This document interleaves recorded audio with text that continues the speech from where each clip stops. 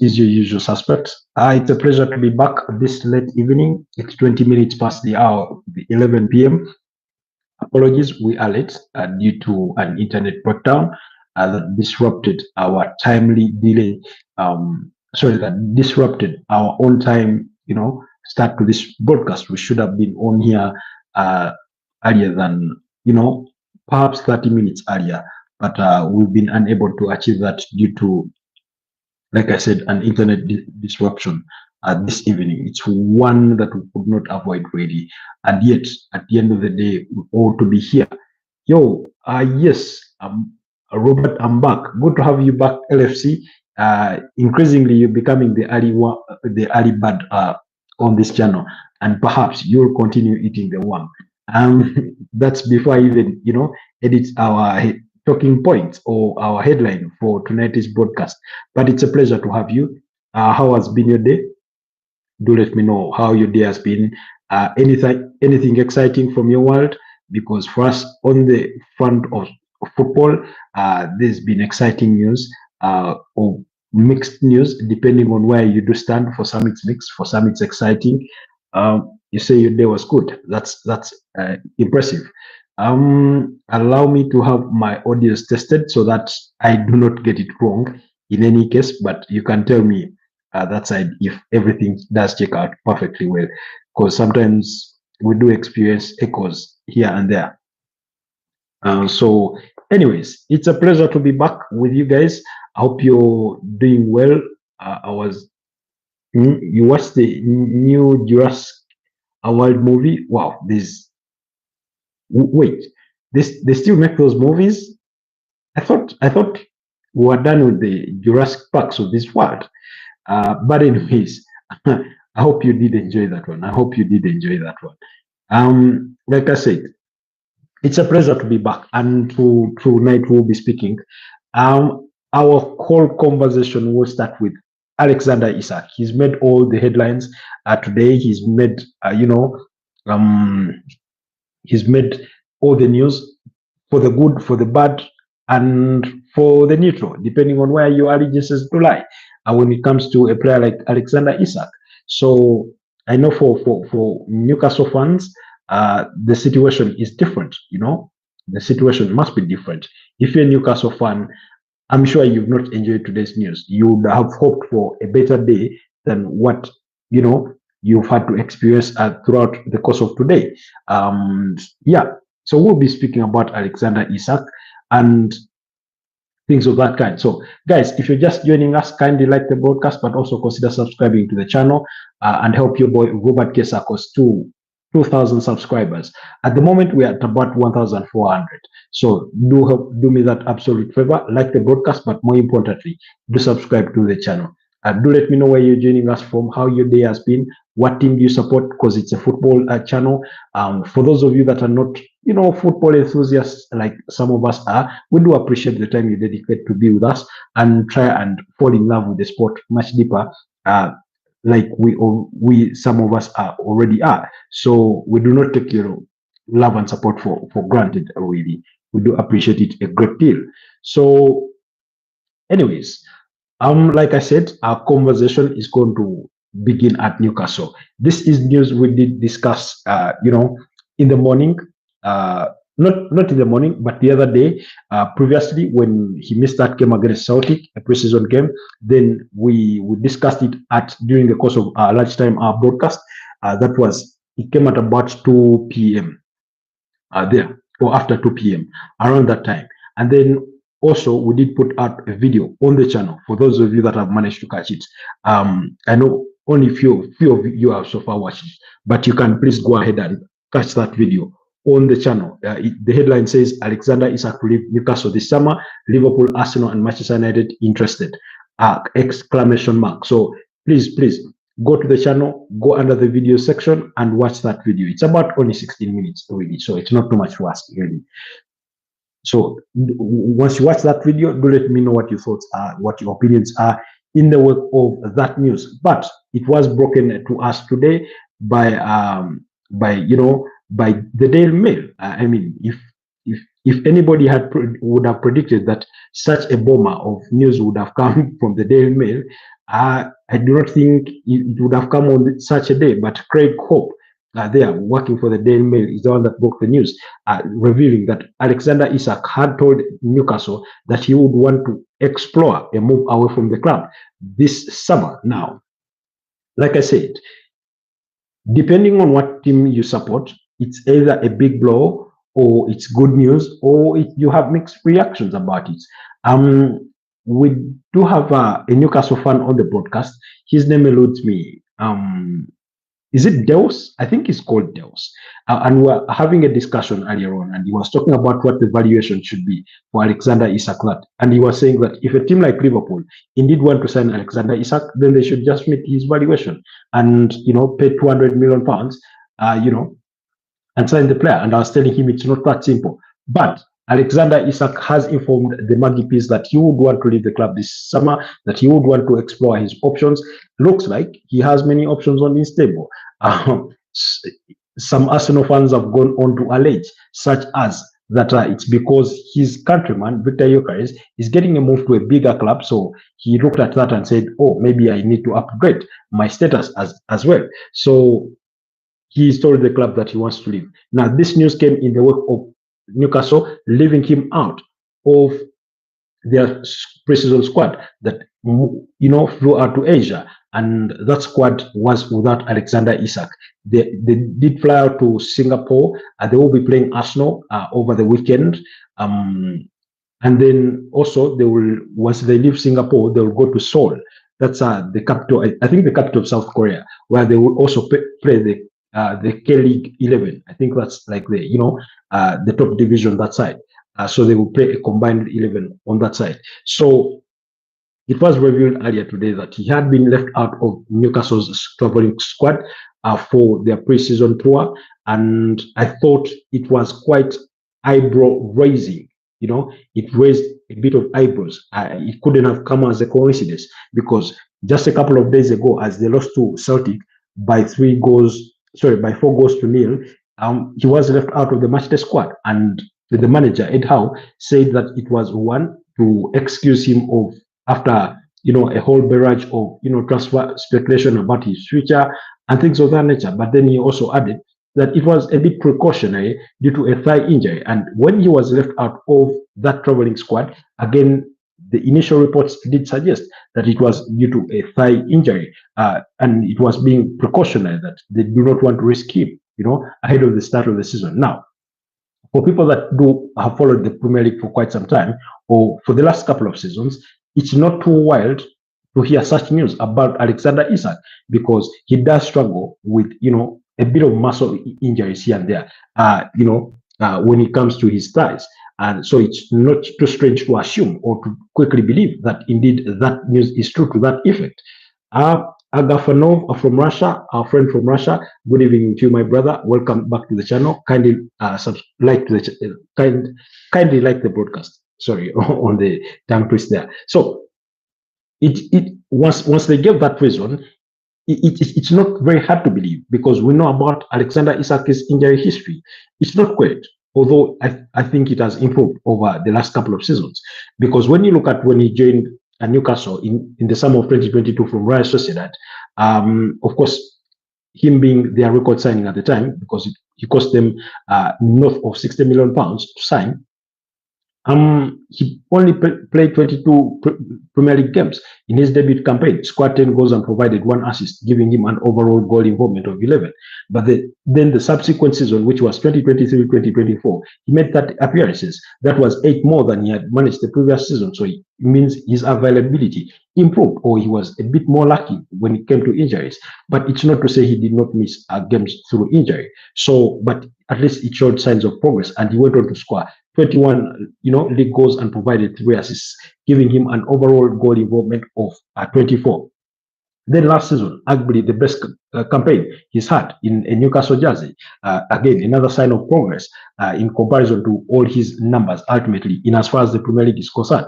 34 appearances made, 23 goals scored, 6 assists provided, giving him an overall goal involvement of 29. So a sign of progress, consistency, as well as improvement on his availability as a player when it comes to being fully fit. But also, he did miss a couple of games here and there due to injuries. So, but if you do have a player who is sort of that pivotal, the caliber of Alexander Isak, and is able to play for you 30 games out of 30 games out of the 38 in a Premier League season, then really that is really, really good. I mean, you cannot fail to slot in whoever the backups are to try and gain points out of those other games, the 8 games or the 4 games that he may have missed. So his availability has improved from time to time. So I think it's been quite impressive.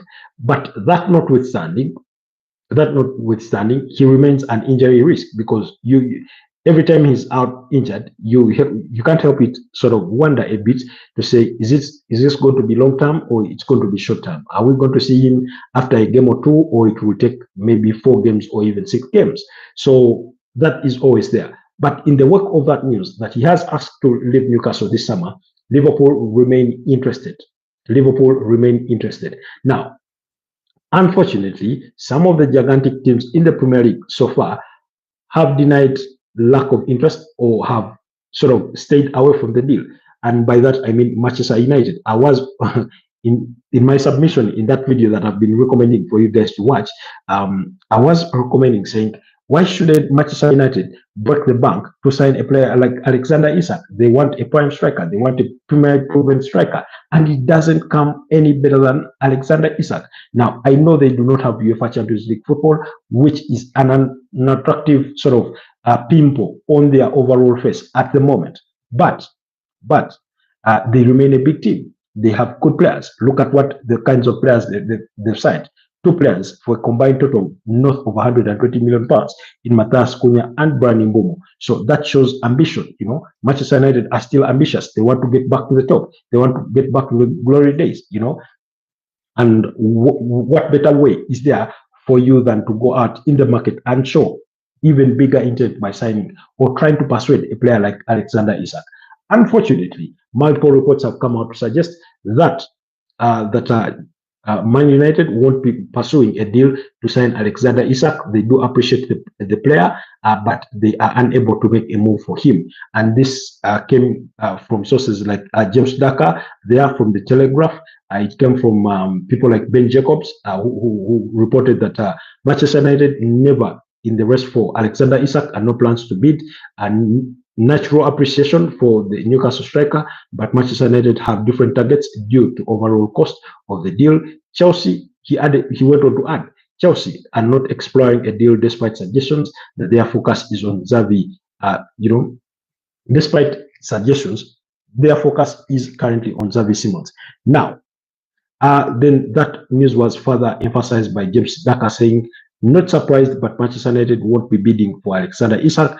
Firm admirers, as most clubs are, but too expensive for them, as a number of strikers, in brackets Sesko included, after spending 133.5 million pounds on Mbeumo and Matthias Cunha. So this is a little bit unfortunate. If you're a Manchester United fan, it's a bit unfortunate to hear that your club, arguably the biggest, if not the second biggest club in as far as Premier League football is concerned, in as far as one of the big 5 gigantic clubs in terms of world football, because depending on how you look at it, but you will find Manchester United within that cohort of a bracket of Real Madrid, Barcelona, Bayern Munich, Man United, and whichever Liverpool or whichever other clubs you may want to slot in there.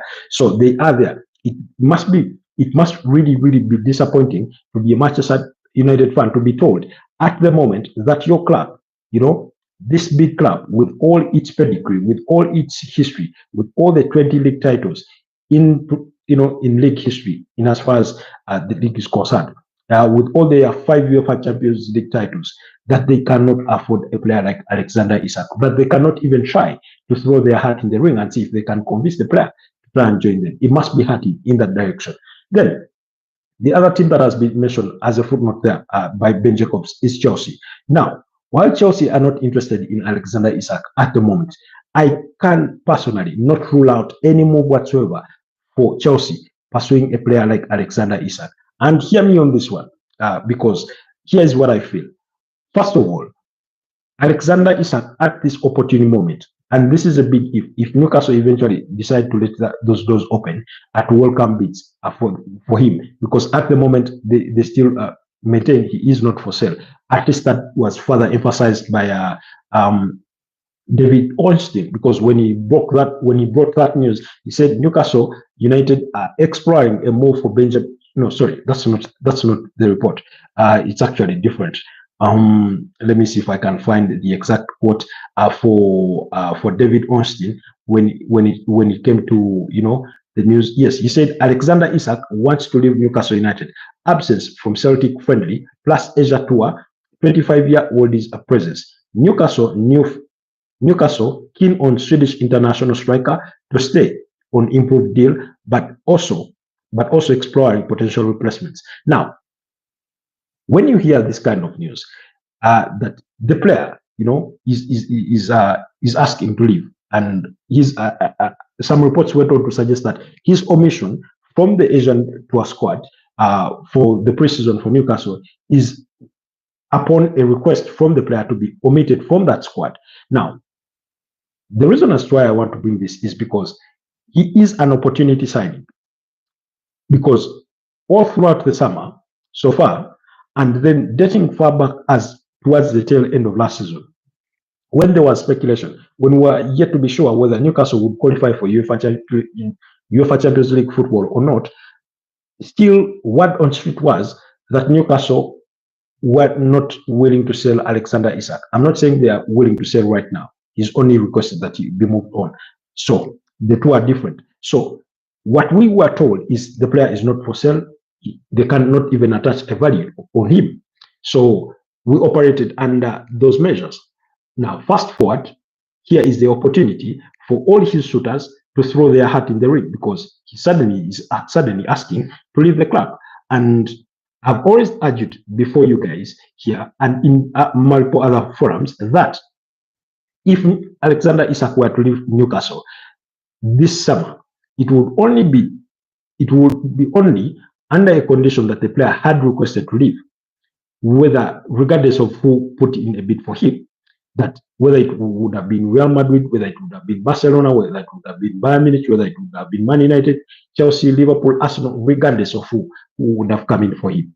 The only way Newcastle are going to let him leave is if the player asks to leave. And now we have arrived to that step. We've taken a step in that direction with the player requesting to leave.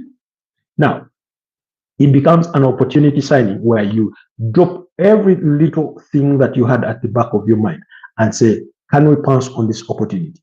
Look at it this way. Let's say you want to buy a car, and you're thinking you're going to buy a small saloon car, a sedan, maybe you have considerations for a hatchback, maybe. But then suddenly, a mid-range SUV comes in play. And I'm talking about a RAV4 in this case, a RAV4, maybe a Kruger, depending. I do not know many models of cars, so forgive me if my knowledge about cars is quite limited. And it becomes available for the right price, as an opportunity in the market. You may drop all your interests in other opportunities or other pursuits of cars to take this opportunity, because it's a chance for you to, get a good deal. Now, in this particular case, one of the examples I can reflect back to you was in 2023, the summer of 2023, when Arsenal signed Kai Havertz from Chelsea. Arsenal never had Kai Havertz on their shortlist for summer targets. They didn't know the player was for sale until that moment in the summer. So they dropped everything they had at the request of Mikel Arteta and went and signed Alexander Isak. Apologies. And went and signed Kai Havertz from Chelsea for £65 million. Now, so much so to the criticism of Arsenal fans, because they were wondering, what the heck is Mikel Arteta doing? And they had all reasons or justification to criticize the signing itself. But what I'm trying to say is that it was an opportunity in the market. Now, Arsenal had followed Kai Havertz, dating back to his earlier days at Bayer Leverkusen, but it's Chelsea that won the race to sign him for about 80 million euros at the time. I think that was around, was it in the summer of 2020, around that period or so. So they signed him. Now, once he became available on the market, Arsenal dropped all their initial targets or what they thought they were going to do to sign Kai Havertz. So basically, at this stage, if you're Chelsea, if you're Arsenal, if you're Liverpool, if you're Man United or any other big team, an opportunity to sign Alexander Isak is one that would cause you to drop your other targets at the moment to say, here is a deal we should pursue because it is too good. I do not think we may get the opportunity again. So that's why I think I do not want to rule out Chelsea in the pursuit of Alexander Isak. Once again, when we go back to the summer, I think no, to January 2023, we all thought that Chelsea are all over the deal for Enzo Fernandez and all other targets.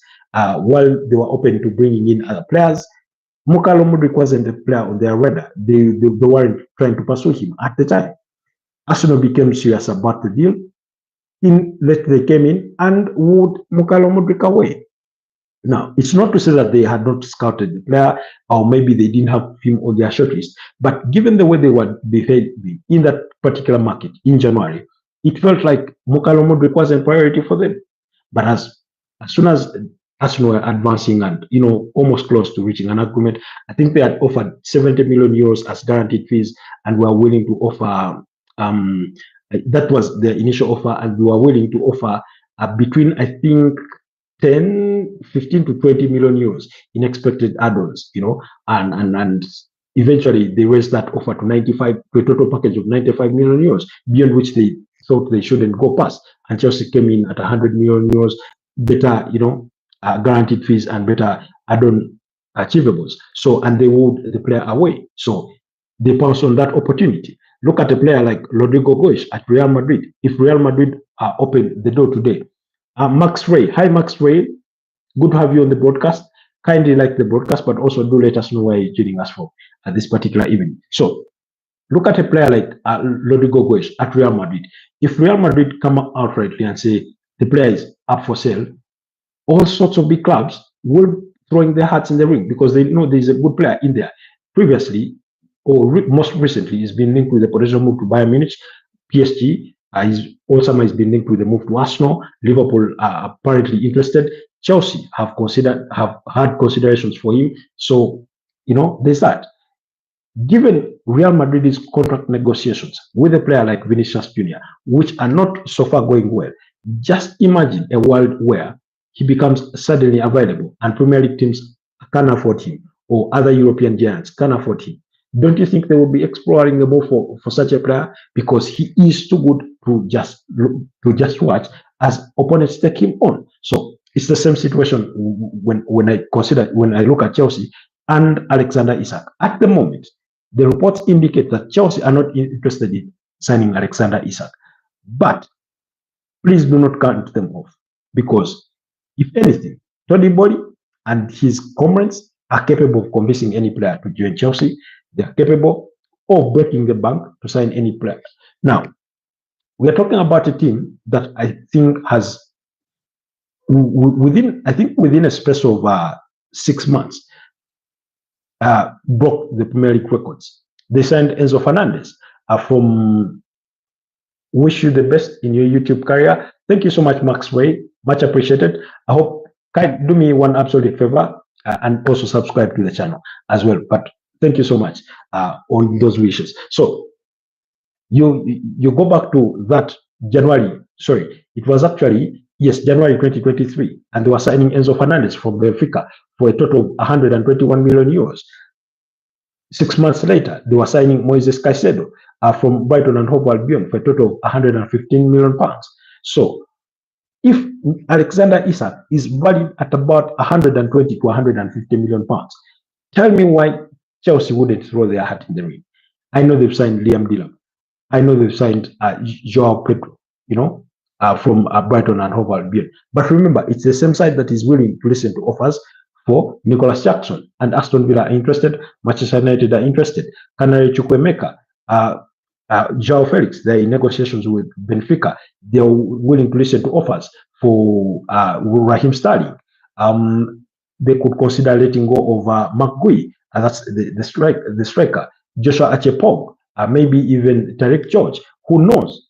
They have a bunch of players in there that they can sell to raise money, to raise funds that can afford Alexander Isak. So when it comes to Chelsea, it will be a question, it will be a choice of not exploring the deal, but it won't be a question of whether they can afford the deal.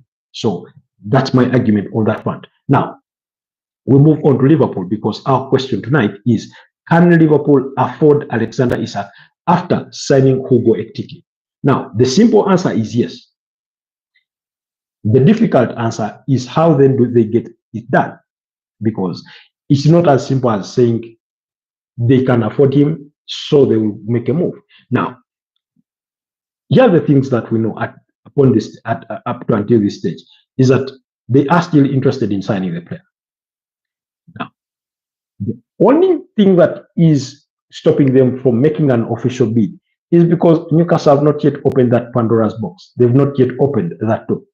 But let's not forget, they are the only team that officially or formally wrote to Newcastle to express their interest in signing Alexander Isak. The only team, you know. So let's not rule that out. Is it Ipon? I do not know your name. I don't know if it's written in Russian or Chechen or Ukrainian, but it's good to have you on the broadcast. You say hello. I think you meant hello, Niga. Hello to you too. How are you doing? Where are you joining us from? Kindly like the broadcast. Please do me the absolute favor and like the broadcast, but also consider subscribing to the channel. And all to you new members here, help me reach 2,000 subscribers by subscribing to the channel. So back to Liverpool. Like I said, you say chocoladini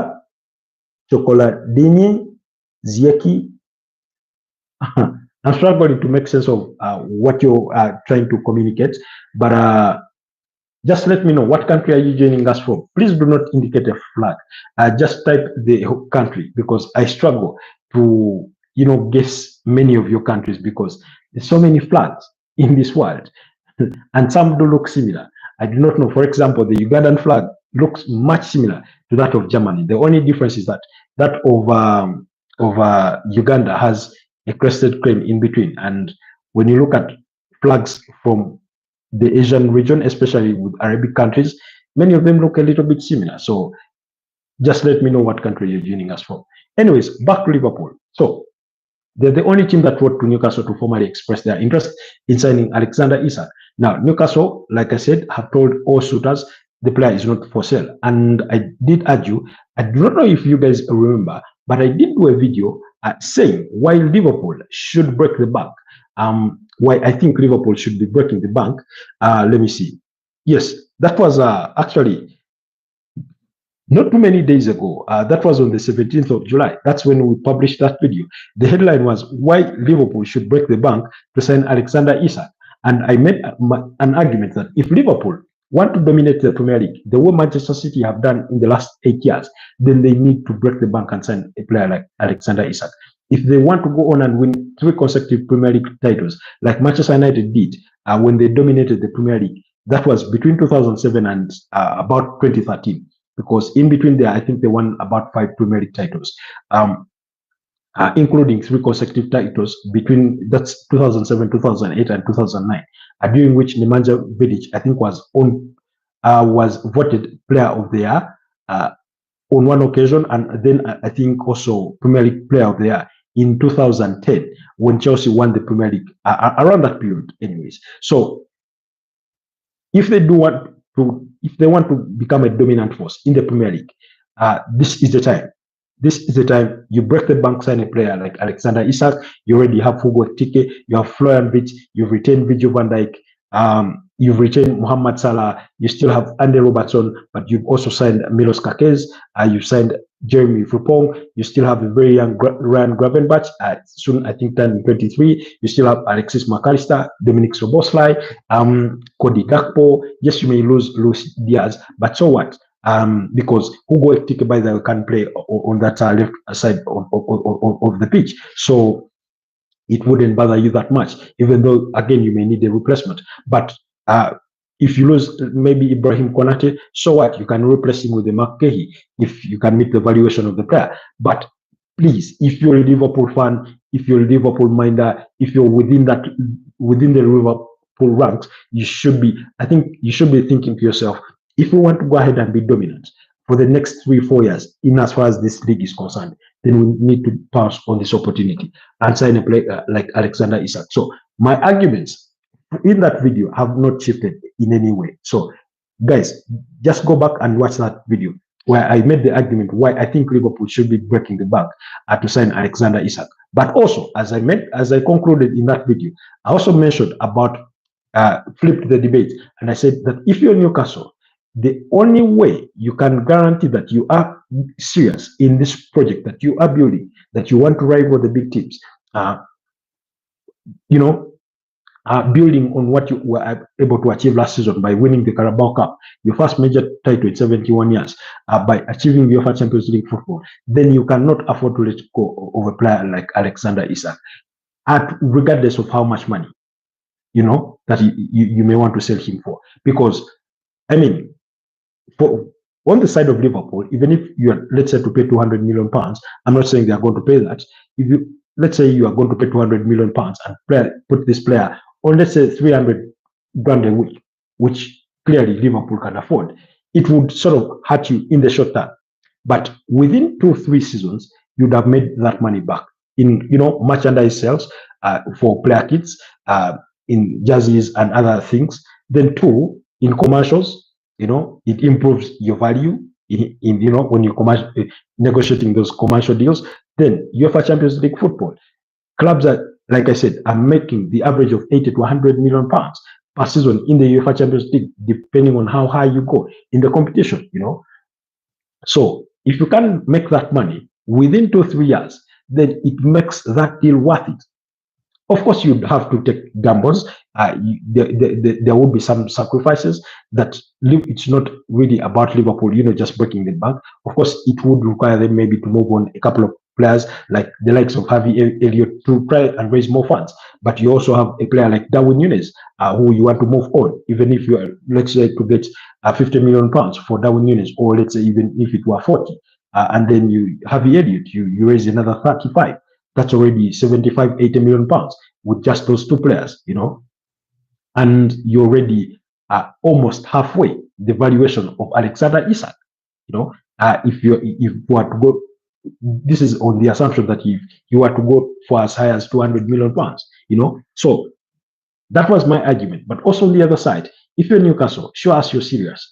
Show Alexander Isak that you are serious, and by showing him that you're serious is by you pursuing big players, and that's why I think that's what Newcastle have been trying to do. Also, bidding for Hugo Ekitike, but remember also when they pressed in their initial bid for Hugo Ekitike, which was turned down, that was worth about 70 million pounds. The argument also was that it could be that they were anticipating an Alexander Isak exit, but also the argument was that they two can play together. So you sign good players to convince the good players that you already have, that you are serious about building a project, and that's how you convince other big players to stay. The Sandro Tonalis, the Bruno Guimaraes, Steven Botman, Fabian Schär, Dan Burn, that's how you convince those players to stay. The Anthony Gordons, But so far, Newcastle burnt their fingers in all their primary pursuits, apart from Anthony Elanga, because they are yet to seal a deal for James Trafford, and Man City are back in the conversation because they are reluctant to pay, the asking fee for James Trafford for Burnley. That's the 22-year-old English goalkeeper. They missed out on Joao Pedro. He chose Chelsea over them. They've missed out on Brian Mbeumo. They were interested in that player. They've not yet made a move for McGahey, but they remain interested in signing him. They wanted to sign Liam Delap. They were interested in signing him, but Chelsea beat them to the punch, as well as Manchester United and other teams that were, that wanted to sign Liam Delap. Now, of course, it's not easy for Newcastle, given where they are up north in the UK, because they say that place is predominantly colder than most of the other areas within the UK. It's a bit of a difficult one, a bit distant, and it puts them at a bit of a disadvantage. But also, they've lost these players to clubs that have more pedigree than they do, because Chelsea, two-time UEFA Champions League winners, two-time UEFA Europa League winners. So I mean, they've won the Premier League title for what? 5 occasions, twice under Jose Mourinho, and then Antonio Conte as well as Carlo Ancelotti in 2010. So you look at that and you can't just compete with that, really, when it comes to wooing away a player, and the promise of staying in London as opposed to going up north in Newcastle. So it's always not easy, that easy for Newcastle to convince these players to join them. But so far, they failed. And I know they are in the process of getting a new sporting director. I think the other day they had a technical director. So, but when you look at it overall, I think it does not work in their favor.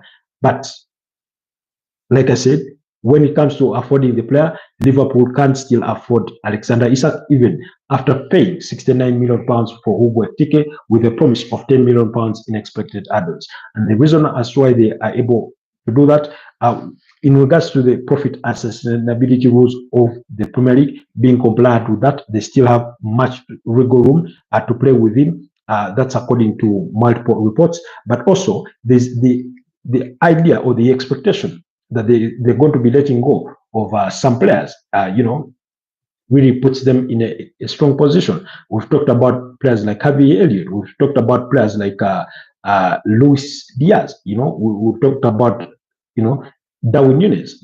All these players could leave, and that could bring in revenue for Liverpool that allows them to go back and, make business. Now, according to Ben Jacobs, this is what we are hearing, that Bayern Munich's new bid for Luis Diaz is expected imminently. Understand it will be around 75 million euros. Bayern won't go higher than 80 million euros. That's the expectation according to Ben Jacobs. So, and then according to the same reporter, because he does work for Gimme Sport and TalkSport, he said Darwin Nunes remains an option for Al Hilal. Internal talks taking place over whether to approach Liverpool with key input from Simone Inzaghi. First, he will certainly sign a new striker. Liverpool's valuation informed by 70 million euro offer turned down in January from Al Nassr. So that's their basis or the line below which they do not want to fall. Remember, Bayern Munich's initial bid was 67.5 million euros as a total package, which was turned down. So if Liverpool are looking to move on Darwin Nunes and they could lose Luis Diaz, you could sell a player like Javi Elliott and raise the necessary funds that you would want to sign a player like Alexander Isak. How I wish Zero Requiem was here with us. How I wish LFC was here still with us. Who is the other Liverpool fanatic? Maybe Amelin Okoyo. I wish Mariam Nalumansi. I wish all those Liverpool fans were part of this particular broadcast to give us what their thoughts are about the potential or the ability of Liverpool to sign the player in Alexander Isak. But like I said, Newcastle are so far reluctant, still saying the player is not for sale, and I've also made the argument that Newcastle are in a very, very strong position. You remember when I was telling you that according to David Ornstein, he says that they would rather the Swedish international stay on an improved deal. Now, reports have been coming out this week, particularly from TalkSport, suggesting that Alexander Isak wants £300,000 a week, to stay at Newcastle. That's what he's demanding for. And I did say that he is worth it. When you're playing in a league or in an environment where you hear that players like Marcus Rashford, players like Jordan Sancho are commanding those high wages, in the region of 300 grand, players like Kai Havertz at Arsenal, it's really not odd for you to be demanding of those kinds of wages, because you do look at yourself and you believe without an ounce of doubt that you're even better than those players in terms of overall talent, but also in overall output and delivery, in terms of posting your numbers. You look at players like Gabriel Jesus at Arsenal. He's on very, very high wages, by the way, but he's hardly kicked a ball for the entire season. Oh, I do not remember the last time Gabriel Jesus played 10 games in a row. I mean, so Arsenal do have a player like that. And I've been telling you guys this. Had it not been for that anterior cruciate ligament that saw Gabriel Jesus ruled out for the remainder of the season and subsequently undergoing surgery, he's still now in rehab. trying to recover from that injury. He's back in the gym doing his physicals, has started doing a bit of a jack of the ball here and there. Had it not been for that injury, Gabriel Jesus was going to be put on the market this summer. I can almost guarantee on that. You know, him and Alexander Zichenko, very good players. They've been very good at Arsenal in terms of moving them from where they were when they joined in 2022 to where they reached in the last 3 years. But it's come to that point where we must have the conversation. They are good, but are they good enough to take Arsenal to the next level? And there are question marks over that. And that's where Arsenal have come to the assessment. That's how Arsenal went and all in and signed Ricardo Carafiori. You know, that's why, because you would have thought that Alexander Zichenko was good enough to slot in there. That's why they are going all in for Victor, Gyökeres, because Gabriel Jesus cannot post the numbers. He's not scoring the goals. He's not providing, astronomical numbers of assists, because his availability overall throughout the campaign, throughout the season, is below average, certainly below average. So had it not been for those injuries, they were looking to move him off their wage bill. And I know they are willing to listen to offers for Alexander Zichenko. Now, the unfortunate bit for these big teams when it comes to moving on players or players that are deemed surplus to requirements is because usually they are on high wages, and the teams that are interested in signing them cannot afford the same rate of wages. That's why AC Milan, in their pursuit to try and sign Alexander Zichenko, they are falling short of his wages. But when it comes to a transfer fee, they are able to afford him, because apparently Arsenal want, I do not know this for a fact, but according to multiple reports, they did suggest that anywhere between 15 to 20 million euros could be enough to price Alexander Zichenko out of Arsenal. But when it comes to wages, that's where AC Milan does fall short. And when you look at Alexander Zichenko also, you may look at it this way. He's well settled within London. His family and kids are within London. Remember, his country has been ravaged by war for the last 3 years or so, and he's really settled there. He still has 1 year left to his current contract, and then it puts him in a stronger position if he sees out the remainder of his contract and is a free agent at the end of the season, for him to negotiate a much bigger contract elsewhere. So, but he's suddenly a player that Arsenal are looking to move on, and that's Andre Bata has done tremendously well in terms of bringing in players. I think questions are waiting for him when it comes to moving on players like Rhys Nelson, Albert Sambi-Lokonga, Alexander Zichenko, and all the others that they may consider moving on in this transfer window. Hello, Mariam Nalbansi. Good to have you on the broadcast. You're a little late, but it's always a pleasure to have you join us.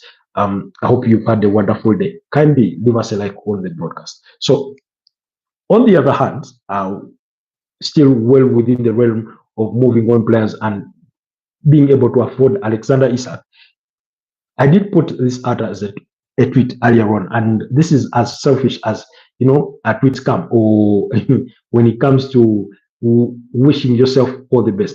I did say that Arsenal should as well sell Gabriel Jesus and Kai Havertz combined to raise funds to sign Alexander Isak, because he is that good a player. Because I believe he is better than all of them. And let me see. Yes, the tweet said, "Dear Arsenal, sell Kai and Jesus for Isak, better than those two combined for productivity." So when it comes to posting those numbers, I think he's much better than all of them, both of them combined. Thank you so much, Mariam. I hope you've had a wonderful day.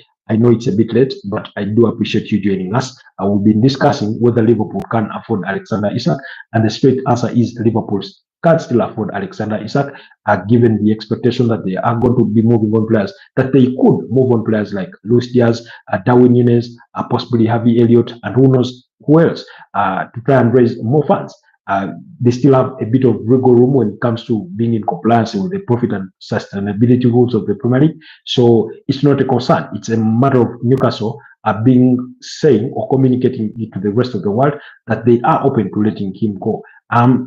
Initially, we're also hearing reports that apparently some Saudi Pro League clubs, or if not one of them, and this was particularly reported on the side of Hilal, I do not know to what correctness, but at least the speculation was out there that a Saudi Pro League club is willing to offer up to £200 million for Alexander Isak to sign him this summer and leave him with Newcastle on a season-long loan and then take him permanently after that year, so that it gives Newcastle one the chance to stay with the player for one full year as they assess their options in the market to find a replacement, but also while at it getting a significant amount of money in, and which would really come in handy when it comes to being on in good books, when it comes to the profit and sustainability goals of the Premier League. Remember, the last couple of windows have not been really active in the market. In fact, last summer they were forced to sell a player like Kuba Minte to Brighton and Hove Albion, just so as to try and balance their books to stay within, respect of those rules of the Premier League. They almost lost Anthony Gordon to Liverpool because they wanted to stay within the good books. I think they sold about 2 players or so to try and stay compliant to those profit and sustainability rules of the Premier League. So that speculation has been there. Whether the player will be open to going to the Saudi Pro League, that remains to be seen. But also, like I said, Newcastle are in a very strong position when it comes to Alexander Isak. The player has only just entered the third last year of his current contract because it runs up to until June 2028. So even if Newcastle lock themselves in with the player and say, yes, you want to leave, but we are not letting you go this summer, you're still under contract and you continue to play for us, at least for 1 year, and yeah, they can do that. And he plays for them for an extra year. By the end of the season, he would still have 2 years left with his contract and he could still fetch top dollar. Now, what you risk there is maybe him getting a long-term injury, or he does, but even if he doesn't post the numbers that he did post last season, we've seen the ability, we've seen what he's capable of. So we do not need any further convincing. So even if, let's say, next season he underperforms, if he stays next season and he underperforms and maybe ends up, let's say, with 15 Premier League goals, I still think he would still command top dollar, of a player of his potential, for a player of his caliber. So for me, from Newcastle, we are in the UEFA Champions League. We want to qualify for next season's UEFA Champions League by either winning the UEFA Champions League or by finishing within the top 4 in the Premier League. So we will do whatever it takes to keep a hold of Alexander Isak. That should be the mentality at Newcastle, because we want to consistently arrive with these big teams and knock them off the park. Who knows? Maybe we unseat Chelsea from 4th place. Maybe we unseat Manchester City, who are also into a process of rejuvenation and rebuild, and that, maybe you can dethrone them. Maybe you can topple Arsenal, who have finished third for the last 3 consecutive seasons, and that kind of thing. So that should be the mentality, when it comes to Alexander Isak. But usually when a player wants to leave, your options are equally very limited, really, because you then want an unwanted character or a divisive character within the dressing room who is where they do not want to be just because they are under a contract. So there's a little bit of that for us to ponder about. So let's just wait and see how this whole saga of Alexander Isak does play out. But still speaking Alexander Isak, again, we got this from David Austin saying that Newcastle are exploring a move for Benjamin Sesko of RB Leipzig in case Alexander Isak leaves. The 22-year-old RB Leipzig forward, subject to long-standing Newcastle interest, plus a top target should Isak depart. Deal challenging from financial perspective. That's what he had to say. And then you had Fabrizio Romano confirm that there is a gentleman's agreement between, not confirming that, that's not the tweet. Yes, he said Newcastle are attentive to Benjamin Sesko's situation at RB Leipzig with Alexander Isak, with Isak now keen on exit. Newcastle informed on Sesko deal costs while working on multiple deals, including Yohan Wissa from Brentford. Now, in between there, he sort of came back to say, in relation to Benjamin Sesko, that there is apparently a gentleman's agreement between Benjamin Sesko and RB Leipzig.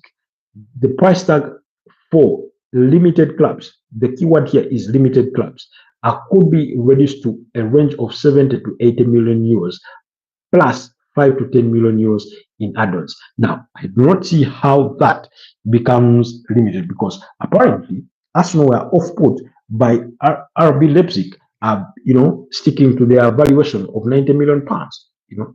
90 million euros as valuation for the player. That's why they ended up walking away. Now, if you're going to come, you're saying it's reduced anyway. He says 70 to 80. Maybe they drop at the 10 off and say 70 million euros, you get the player plus, achievable add-ons of 10 to 15 million euros would still be available, I think, for. And this is what I've always said, guys, that when big players are pursuing a particular player, the price tag is never going to be the same as when a mid-table team is pursuing the same player. So Newcastle could get a player like Benjamin Sesko for a combined total of, let's say, 80 million euros. That's with guaranteed fees and added add-ons expected. But when a club like Arsenal, Man United, Chelsea, Liverpool come in for the same player, rest assured RB Leipzig is going to be demanding 80 million euros as guaranteed fees, plus another 10-15 in expected add-ons. So there's that,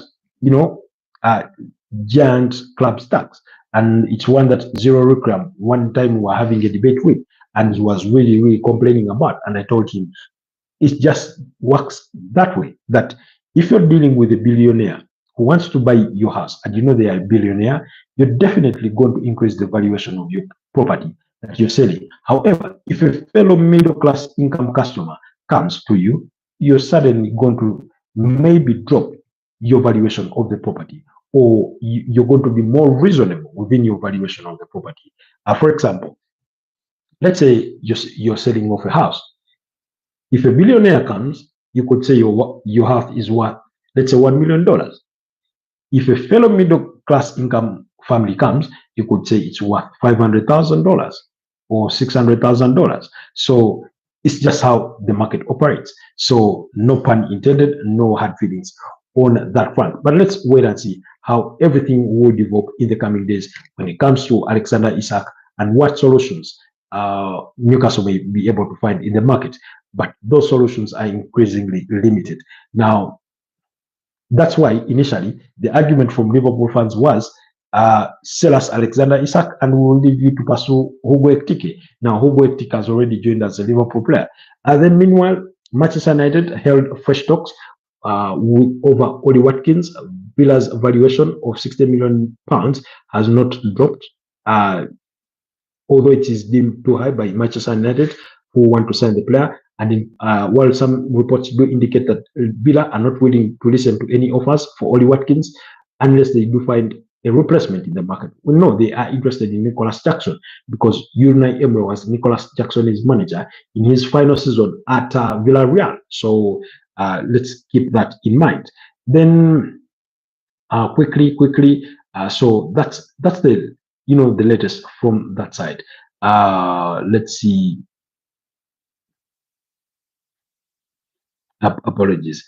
Then okay, when it comes to Arsenal today formally announced the signing of Christian Mosquera from Valencia. That's the 21-year-old Spanish defender. He's played a total of 70 games for Valencia in the last 2 seasons. He's the only player aged under 20 at the time who across Europe that made as many appearances as 70. So very, very trusted character. He can play as he's predominantly a right-footed centre back, but can also play at right back as well as a left on the left side of that centre back role. And he's seen as a perfect replacement. Okay, not replacement, but backup player for William Saliba. So it's official. Arsenal did make that announcement. Now, I know Arsenal fans grow increasingly tired, because Arsenal is that one team that can seal a deal of a player and they announce him 2 weeks later, 1 week later, while other clubs, they'll sign the player today, tomorrow the player is announced. I never understand why Arsenal do things the way they do them, but it is just what it is. Then we do understand that Victor Gyökeres will be flying into London tomorrow to complete his medicals ahead of wrapping up that deal to join Arsenal officially from Sporting Lisbon. Everything has been exchanged. So the plan is for him to undergo his medical tomorrow evening in London, and then he will then fly He will then fly out with Andre Bata, apparently, to Singapore to join the rest of the Arsenal team on their pre-season tour. Christian Mosquera has already joined the team squad there. He did fly out to join them in Singapore. Remember, they are still in Singapore until they play that game against Newcastle, which should be coming up in, I think it's going to be played on Sunday. Yes, I think on Sunday, that's July 27th, after which they will then fly to Hong Kong, where they will play on Thursday, July 31st, they will play against Tottenham Hotspurs. So that's the expectation around the Arsenal camp. Then quickly, also, let's get to look at the latest from the transfer gossip and speculation.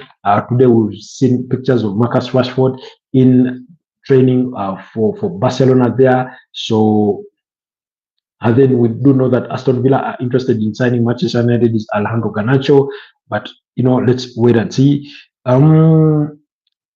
Also, Chelsea remain in negotiations to sign Jorel Hato from Ajax there. And apparently, Chelsea, he's been left out of the Ajax squad to specialty, and that's Jorel Hato. Chelsea have already reached an agreement on personal terms with Jorel Hato, and the player has communicated to Ajax that he would want to leave the club this summer and join Chelsea. Then also, they remain in pursuit of Xavi Simons. They are yet to reach an agreement on personal terms when it comes to Xavi Simons, but those negotiations continue both on the player side as well as on the club side to try and find an agreement for that deal. So let's dive into the latest from the rumor mill and see what it has for us today in regards to all gossip and speculation. Liverpool are poised to make a British record bid for Newcastle and Swedish striker Alexander Isak, 25. That's according to Mail Plus. Then, but Saudi side Al Hilal are also currently preparing a bid understood to be more than £130 million for Alexander Isak after he was omitted from Newcastle's squad for the pre-season tour to Singapore. That's according to TalkSport. Chelsea and Manchester United have ruled out moves for Alexander Isak. Those ones who are pretty much discussed. And the Newcastle have turned their attention to Benjamin Sesko. That one will equally discussed. We've discussed Manchester United's interest in Oli Watkins and the new talks that have taken place. Then Bayern Munich, we've discussed that they are set to make their second bid to Liverpool to try and sign Luis Diaz. Then Liverpool also, apparently Liverpool have offered French defender Ibrahim Konate a new contract to fend off interest from Real Madrid, who are keen to sign him this summer or next summer. That's according to Foot Mercato. Then Brazilian international Douglas Luiz failed to report for the first day of preseason training at Juventus on Thursday, as West Ham, Everton, and Liverpool have all interest in the midfielder. That's according to Gazzetta dello Sport. Now, this is new. I didn't know Liverpool were interested in signing Douglas Luiz, but I've always told you guys that Liverpool do need a backup holding midfielder. Then Chelsea winger Raheem Sterling has emerged as a number one forward target for Italian champions Napoli. I do not want to believe that speculation really. Raheem Sterling at 30 is well past his prime. Then Liverpool attacker Harvey Elliott is still open to leaving the Anfield club with interest in the 22-year-old England youth international from West Ham. That's according to Metro. While Spurs are considering a £15 million offer for LFC captain. Spurs are considering a £15 million offer from LFC, that's Los Angeles Football Club, for captain Son Heung-min as the 33-year-old South Korean mulls over his future. That's according to the Sun. While Real Madrid are open to loaning 19-year-old forward Endrick to another team to avoid hindering his progress, but the Brazilian would prefer to fight for his place at the Bernabeu. That's according to ESPN. So there you have it. That's the latest from the rumor mill, from the transfer gossip and speculation. Of course, lots of news gets to make the rounds when it comes to speculations.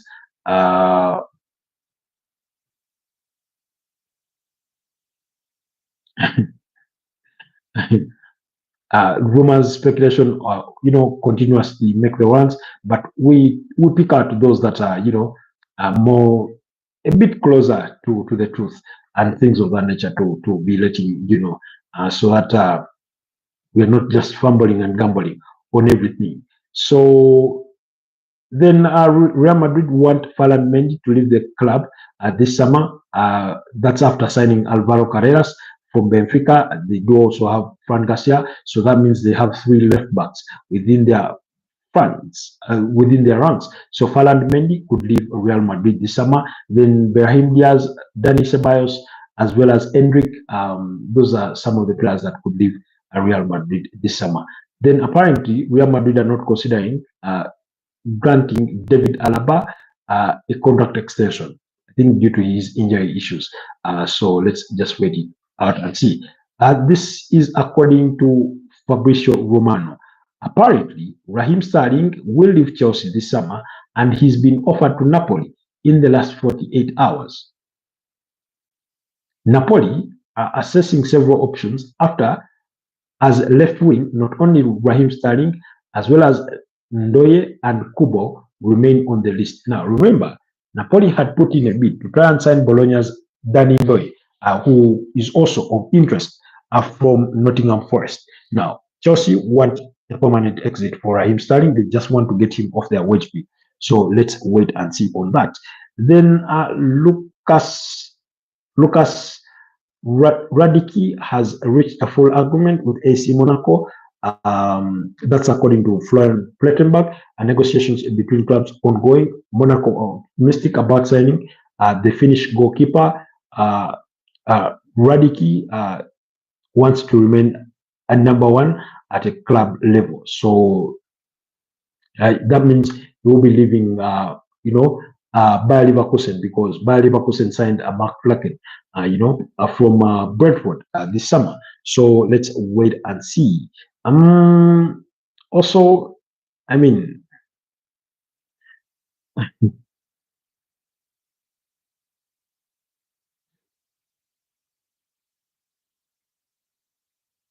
anyways, guys, it's been a pleasure doing this with you. I see it's 1 hour into the podcast. It's been a pleasure doing this with you.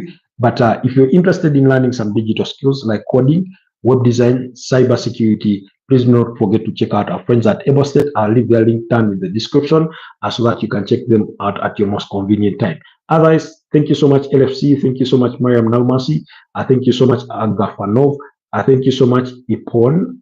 I hope I know your name is in different language, so I have every reason to believe that I'm mispronouncing it.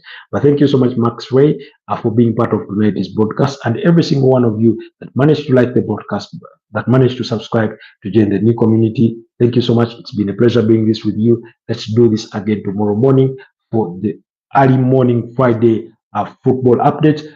There will be coming to you live around 9 a.m. in the morning. So make it a date to be with us tomorrow morning. Otherwise, it's been a pleasure being this with you. Have yourselves a wonderful rest of the night, and I'll see you tomorrow. Bye-bye.